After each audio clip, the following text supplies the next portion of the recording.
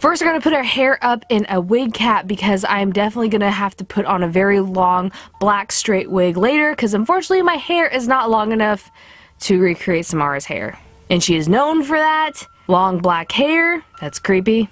Make sure you bobby pin down that wig cap to make sure it's secure, especially if you're going to do some creepy neck twitches like your neck is broken and those creepy sounds that Samara makes. Now we are going to prime our face with some makeup primer. Make sure it's all on your face so that we have a smooth blank canvas to paint on. Now we are going to do the disappearing eyebrow trick with a glue stick. Purple glue sticks are my favorite because you can tell when it's completely dry when the purple turns clear. If you guys have seen my videos for a while, you know the drill. We're going to do 3 to 4 layers of glue stick. And in between each layer of glue stick, we're going to powder it down with translucent powder. Wait till it's completely dry before we do the other layer so that we have a flat surface area to paint on. Because Samara doesn't have any eyebrows. Apparently she has a whole head of hair, but she does not have any eyebrows. They kind of just fell off while she was dying in that well. These contact lenses are so creepy and awesome. I always put everything that I use in this video down in the description box below. They're one of my all-time favorite contacts because they're such a pretty color. If I could have my eyes a different color than they naturally are, I would pick this one. Great contacts, creepy eyes, I choose you. We're going to blow dry our eyebrows to make sure it's completely dry because we are going to put some cream paint on first. You can get some cheap cream paint. I just got mine from a bin Nye wheel. This isn't that expensive. With a foundation or big concealer brush. And put that just all over your face. We're really going to focus on the center of our face, like the brow area and the nose area, to have that very opaque and pigmented because it's going to stand out the most in cast light. This movie's very dark, so you want to make sure her features are very pigmented, and the rest you can blend in with the foundation brush to buff it into your skin to make it look like your skin's very ghostly white. When the skin decays, unfortunately your skin turns like this gray, creepy color, and that's what we're trying to replicate with this white paint, especially from Samara in the movie. So you want to paint your ears, and again, make sure the high points of your face, nose, and upper lip are highly pigmented, and paint down your neck and all over your chest. All of the oxygen has released from the body and it's not living anymore. So every surface area that looks like a human skin tone has to be white. Now I'm getting a black cream paint with a concealer brush and painting around my eyes. You want to focus like sharp lines right below your brow bone and then blend into your eyes, not painting on your actual eyeball, but you know what I mean, on your eyelid. And you want to make like crease marks where you're frowning above the bridge of your nose. Because Samara, when she's about to attack someone and probably kill them, she has this angry look on her face, and we were trying to replicate that with crease marks and dark shadows on the eyes.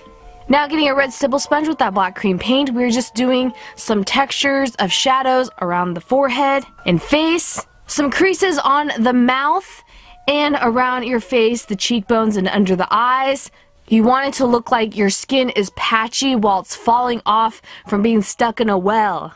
Sadly, this girl in the movie was trying to crawl out of the well when she was still alive but died. I know this is horrific to think about. I'm so sorry if this scares people. But switching between a paintbrush and that red stipple sponge is going to give so much great texture and variations of black and white pigment. Speaking of black pigment, we are going to get a black matte eyeshadow with a blending brush and blend in smoked out shadows around our face and cheekbones and certain areas of our eyes. Then we're going to get that black cream paint again with the nice thin brush that we could do slice marks on her forehead. I'm replicating when Samara looks evil, when she's coming back to attack people, and she definitely has slices on her forehead. Once those slices are done on your forehead, we're going to darken in under our bottom lash line on the bottom of our eyelids. And get that black cream paint again with the red stipple sponge and do textured marks all over our neck and chest. It almost looks like smoke on the pure white skin, like she's been grabbing at the walls at the bottom of a well and mud's encrusted in her hands and she's smearing it on her body. That's what the black marks kind of have to look like. And with that black cream paint, we are doing more shadow on our nose because we wanted to have that scrunched nose look like when she's really angry at people. Getting some burgundy cream paint, I just used a burgundy lipstick with a paintbrush and painting under my eyes where the blood vessels popped from her dying, sadly. That gives more shadow and creepiness. Getting the matte black eyeshadow again with the blending brush and doing more shadow on her face. She's going to have hair in front of her face, and I know this looks like a lot of messy black and white cream paint, but it's going to look so good with a wig. Once you're done putting enough shadow on your face, we're going to get some lavender cream paint that's slightly pink with our fingers and just rubbing that on our mouth. Getting more black cream paint with a brush or black lipstick and putting it on the inner part of our lips, like she's been spitting out mud. And doing lines above her upper lip so it looks like her skin is shrinking and wrinkling because it's waterlogged from being sitting in a well. Getting the red stipple sponge again with some black cream paint and doing more shadows on the face. And more black eyeshadow to do even more shadow and detail. Now getting a black eyeliner pencil and blackening in the waterline of your eye, that skin that's very sensitive, that's so close to your eye and you feel like you should never put makeup there, but us women always do, to give a more vampy, smoky eye effect. Getting some more white cream paint and making sure the high points of our brows are very pigmented and stand out. And now it's time to put on our wig. This wig is from my Jasmine makeup video, but we're going to put it on backwards. And we're going to do a little bit of a different twist. We are going to put some hair pieces in front of our face and get some hair gel to make it look slick and wet, like she's been emerging from the waters deep down in a well to come back and haunt people and kill them.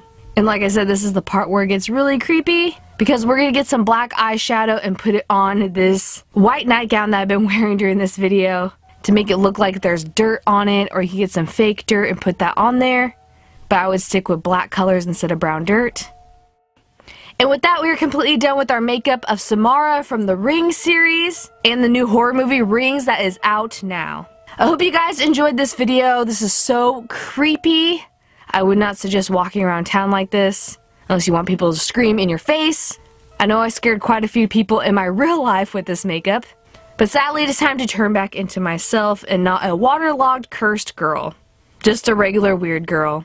Thank you guys so much for watching, hanging out with me today. If you do this makeup or any makeups from my YouTube channel, please post on Instagram and tag me #CatSketch. You can follow me there, or Twitter, Facebook, I'm everywhere. You can haunt me, stalk me.